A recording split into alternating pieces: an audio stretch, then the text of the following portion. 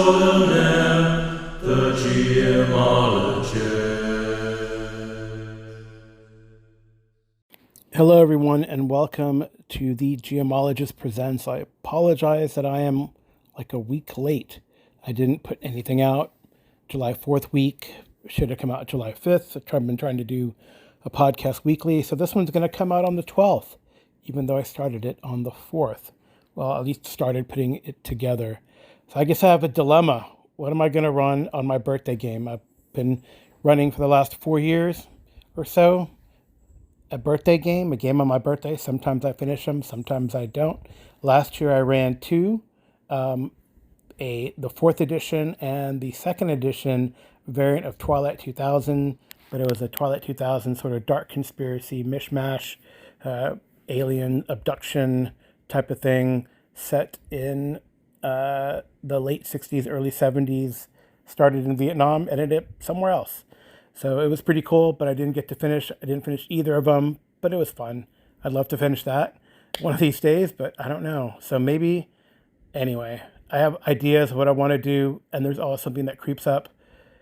Amy has already decided what she wants me to run for her birthday, and she is going to have me run a My Little Pony, Power Rangers, Transformers, G.I. Joe, mishmash, mashup. It was an adventure that was put out on Free RPG Day, and I'm going to run it somehow. And we're going to run it on her birthday. But for me, I don't know. I do know that we also have some, that's a reference to Jason Hobbs of Hobbs and Friends and the other random screed. But I do know that BJ Boyd and M.W. Lewis of the World of M.W. Lewis, BJ Boyd of the Arcane Alienist, sent me some call-ins. So we'll do those first, answer them, and then talk about what games I want to run. It might not be that long, though I do warn you ahead of time that M.W. Lewis has a long message. It's about 10 minutes. So when you start hearing his voice and you don't want to hear his voice, or you can speed it up, go ahead. All right, here's BJ.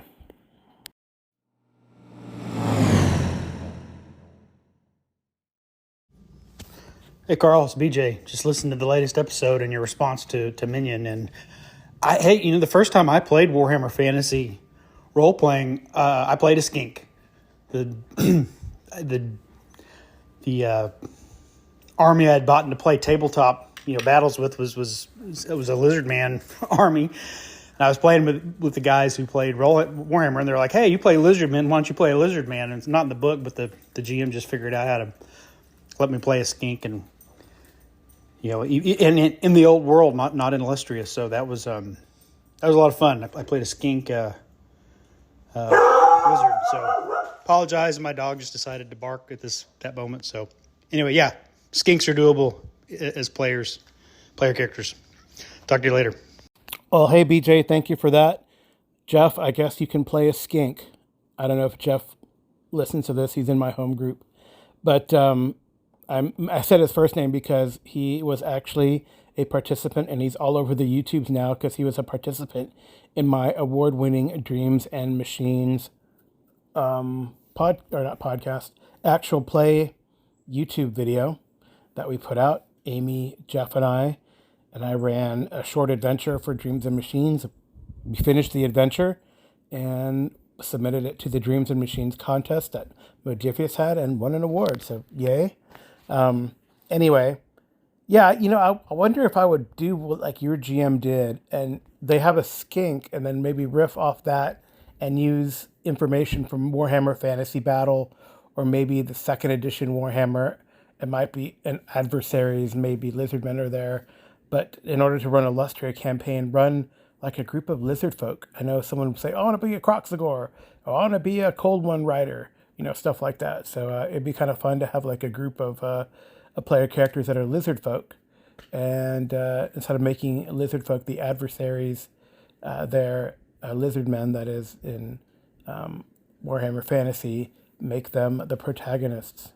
So, but I mean, everyone always toys around with the Lustria campaign, and Warhammer Fantasy 4th edition, the Cubicle 7 line that's currently available, put out a Lustria book.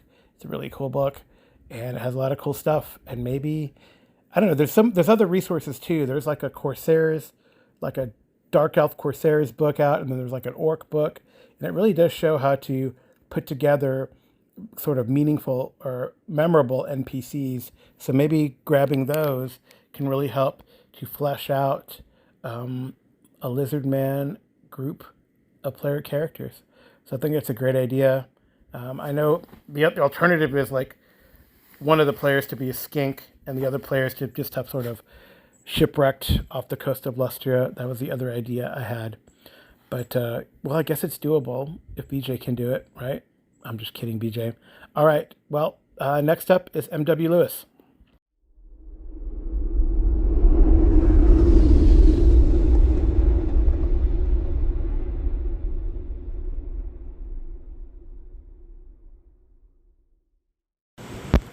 Carl and Amy, it is M.W. Lewis here. And I was at home last night on July 3rd, the night before the big night of fireworks, and wanted to watch something because I'm off today and through until Monday. So I wanted to get my weekend off right and watch something. But as I've mentioned on my own podcast, there's just not a lot out there to watch. And for some reason, the third or fourth recommended movie for me on Amazon Prime was High Noon. Now, I listened to your review of High Noon, and I can't remember if I called in about it. I called in about a few of your other Western reviews. And I remember listening to the High Noon review that you two did. Well, I think I was working even, and I listened to it mostly at lunch, and I really enjoyed it. And I kept thinking, like, I'm pretty sure I watched High Noon, but when I watched it again last night in its completeness, it occurred to me that maybe I didn't watch High Noon. It's possible I never saw High Noon. So and so I went back and listened to your review today in the morning of July 4th. In fact, I just completed it. It's now in the afternoon. I didn't listen to it all at once. I wasn't fully prone for your review of High Noon because I had stuff to do, and now I'm driving I got to do something, and then I'm got some plans later. So I thought I'd squeeze in a call while I'm in the car, just at the end of listening to your podcast.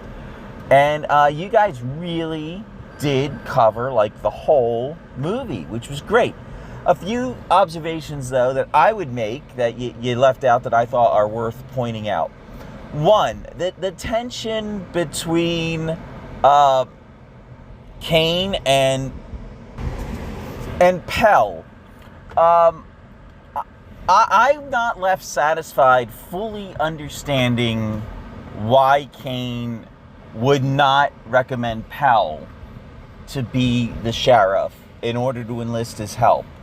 The excuse given in the movie by Kane is, I just wouldn't recommend you. You're too young.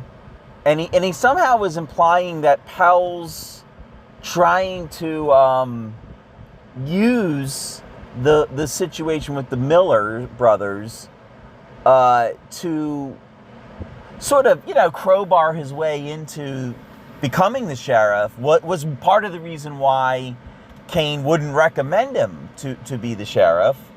And then later, of course, the female character, Helen, adds on to this. Kane also says you're too young, right? And then the female character, Helen, piles on this idea that Pell is too young. But I'm left head scratching on that one because no one else in the town was willing to stand up to Miller with Kane except Pell. So, why didn't that make him change his mind about Pell and say, I may not have thought you were sheriff type, but the fact you're willing to risk your life alone with me, and even later he even tried to save his life. I don't know. To me, it's a head scratcher. I don't think they fleshed that out enough. it was made clear Kane wasn't against Pell because of Helen, and he said that to him, and it became obvious later that it wasn't over Helen. So it's just a mystery why, how could Pell be that bad that he wouldn't take his help even after everyone else had abandoned him? I don't know. Just a weird thing in the script that you are correct. There's no time wasted in this movie. The pacing is extraordinary. It's amazing. You don't get movies paced like this. Even back then, you don't. But they could have spent maybe a few minutes just going over that a little better. I don't know. Secondly, I thought Kane's outfit, it kept reminding me of Han Solo's outfit. Just an observation. And lastly, something you didn't mention, but when the Miller and his gang came back into town, they were walking down a side street, and it seemed like Kane was on the main street, and it looked like they were going to intersect each other, but it wasn't. I forget which one. Hold on a second. It was Ben Miller, the brother of Frank Miller, who brought the two other gunslingers into town to meet Frank when he came back on the train. And Frank, of course, is the one who had the vendetta against Kane and the judge who fled. But while they were walking along the side street, right near the intersection where they would have intersected Kane, Ben, for some unknown reason, broke into a shop and took something out. And that breaking of the glass basically saved Kane's life. Because if they had met at the intersection, even if Kane managed to gun down one of them, he would have been killed by the four of them. So he took something out and hung it off his belt. And he said, I want to be prepared for later. And I don't know what he took. Like I didn't know. It was it looked like it was some kind of thing that would attach to a gown or something. Or I don't know if it was something for like a funeral. I don't know what it was, but he hung it from his belt. And that's what ended up saving Kane there. So that's an observation. And then the only other observation, I don't know if I've seen a lot of Grace Kelly's movies. But, she is from Philadelphia. And I know, for my listeners at least, I'm probably their most favorite thing to come out of Philadelphia. But let's be honest. I mean, Grace Kelly, who became, the Princess of Monaco and had a shortened life, died in a car accident, much like Princess Diana, unfortunately. But let's admit it, Grace Kelly could be the most striking, beautiful thing to ever come out of Philadelphia, except maybe the Declaration of Independence. So, boy, she is I know she is widely considered one of the most attractive women to have ever lived, but I just kept watching her in that movie last night, and I was like, wow, she is really stunning. And that was a black and white movie, too. So, wow. I guess you got to be a prince of Monaco to get a babe like that, because, wow. But anything else about the movie? Let me see. There was one thing about the movie I thought was interesting, and I don't know if you're going to do the Coen brother True Grit, which I hope you do. The scene when they kept going in and out of the tavern or the saloon, first the Miller brother went in, and then, of course, Kane went in, and he raised hell in there. And Pell went in, too. So three different people were seen going into the saloon, and each time there were these two, like, Indians standing there, like, kind of wanting entrance. And it's clear they're not allowed in the inn. They're not allowed in the saloon, probably.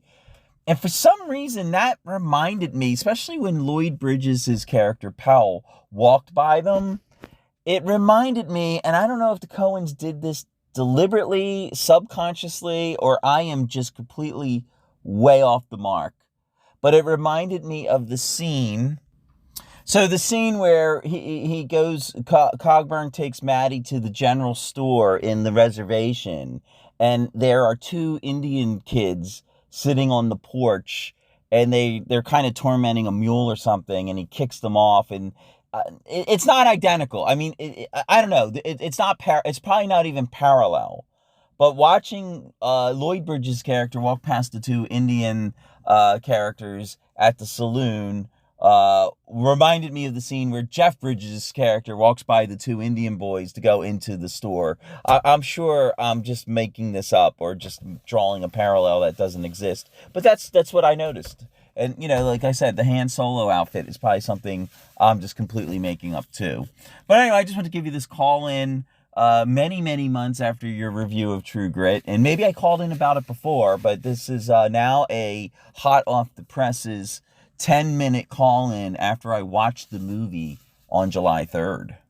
So I'm looking forward to the next one, by the way. It's been a few months. I know you've been busy, but, your fans are waiting. Hey, MW, thanks for that call. Definitely my response will not be as long as 10 minutes, but it's awesome that you put the time into it, and I really like your additions to High Noon.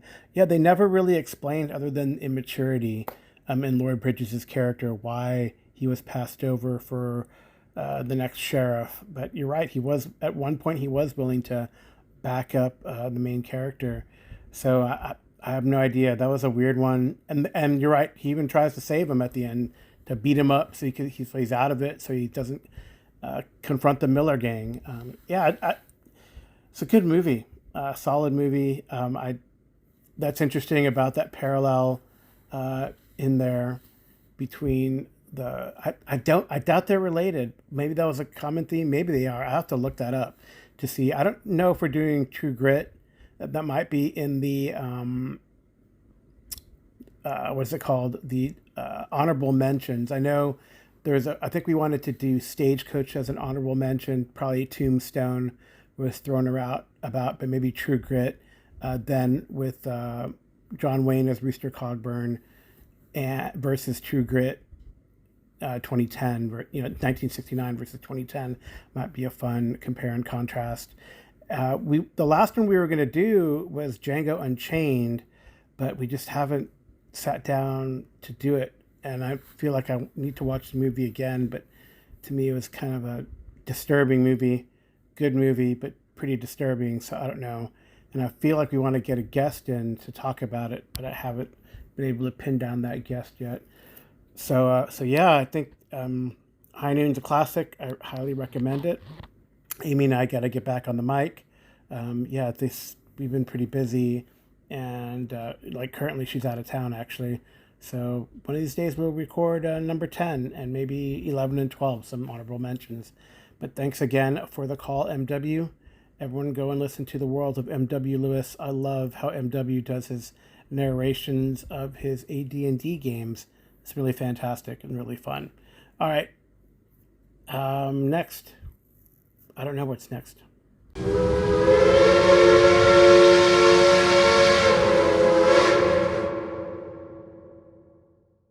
All right, I guess what is next is my birthday game dilemma.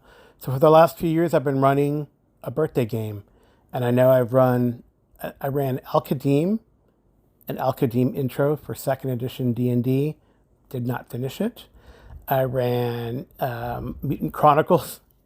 I think that was my birthday game, and we played a couple sessions, a follow-up session.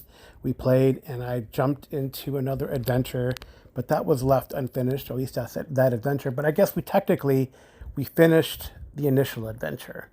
I've also run Twilight 2000, 4th edition.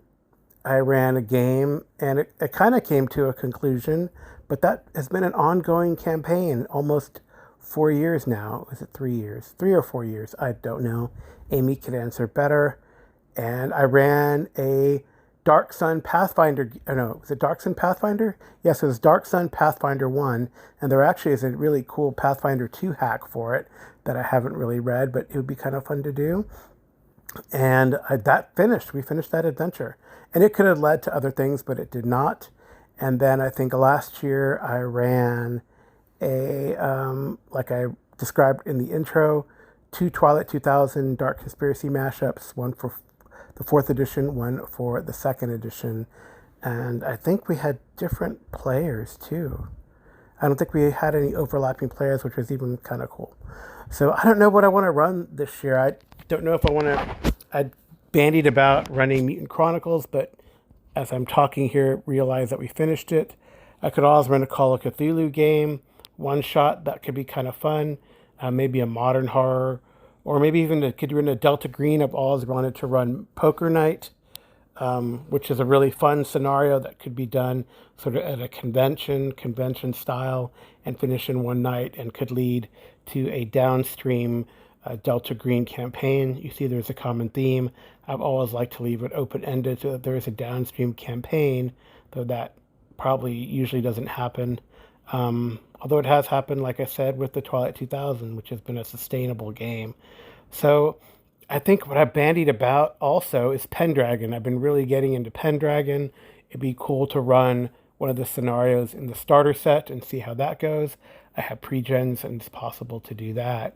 I was leaning towards that until, well, I went to Half Price Books and I saw a bunch of Rifts books, Palladium Rifts books from bygone years, and they were pretty inexpensive, so I started buying them up. Among them was Lone Star, and I know it's kind of hard to think about if you know about Rifts, the coalition states, but they did make Dog Boys and Psi-Hounds. Dog Boys are Psi-Hounds, and it'd be fun to run like a one shot of that, and maybe give them a moral dilemma and see what happens. That could be kind of interesting. So maybe I'm leaning towards that. I don't know. I really don't know. Like I said, Amy's already chosen her game. So it'd be great to get some feedback. I'll probably come to a decision and then see how I plan. I don't know if I would actually use, so Pendragon, I'd use the 6th edition. I have the box set. I could rely on earlier editions if need be. If people wanted to sit down and make a character with me, I think they could use the 5.2 for the family history, the 5.2 version for the family history out of Salisbury. But I did purchase the Book of Sires. It's actually, I got a shipping notice for it, which is the 5.2 version of like Knights Adventurous, where you can make a character from anywhere. And they have a life history from anywhere, which is even more fantastic, or family history from anywhere, a life path type of thing. The importance of that for the contemporary character is to see what their backstory, their family is. Maybe it's glorious, maybe it's not, and to have some starting glory, which is the sort of XP currency, or what you use for XP in the game, and actually hitting milestones in glory. I think every 1,000 points you get like a bonus on your attributes, or 5 points on a skill or something ridiculous like that. Maybe it's a skill over 20, or I think you get an improvement, and there's several choices you have for improvements.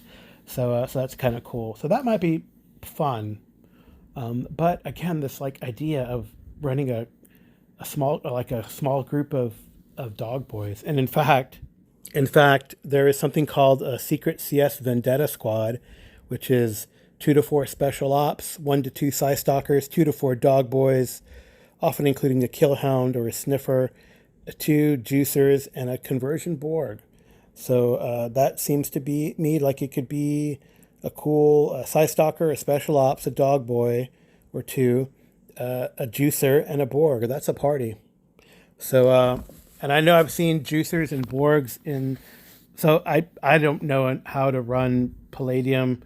I guess I could get together with Guru Jason Connerly, and he could run me through how the game works.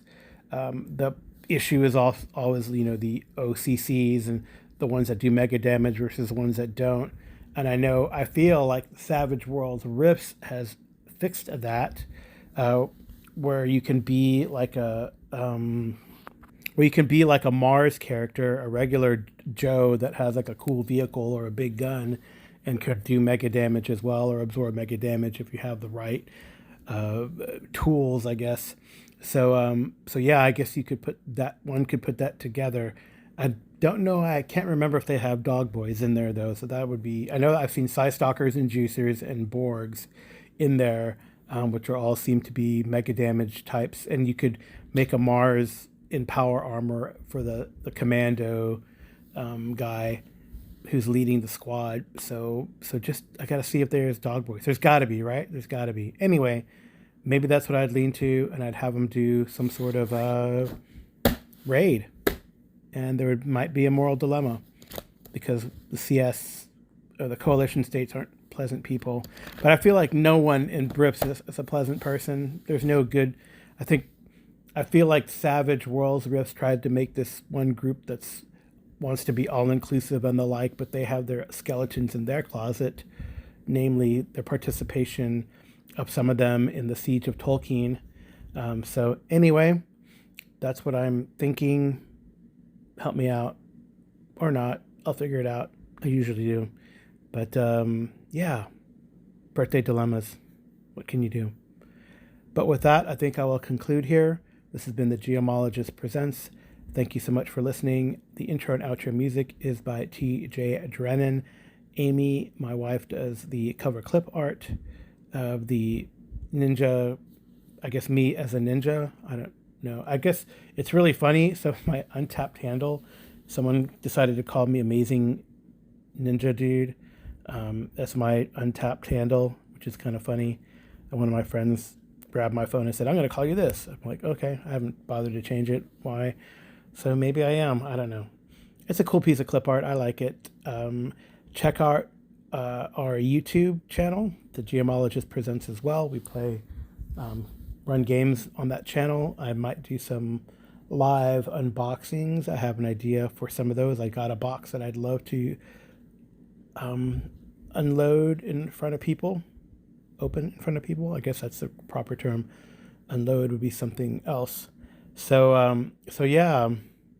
Also have the podcast, and we've actually transferred the podcast to YouTube because of the demise or impending demise of Spotify for podcasters, formerly Anchor. But hey, I'm recording this and putting it onto the app on the phone, and so far so good. Maybe it's going to blow up later this week. I don't know. We'll see. Anyway, thanks for listening. Good night and good rolling.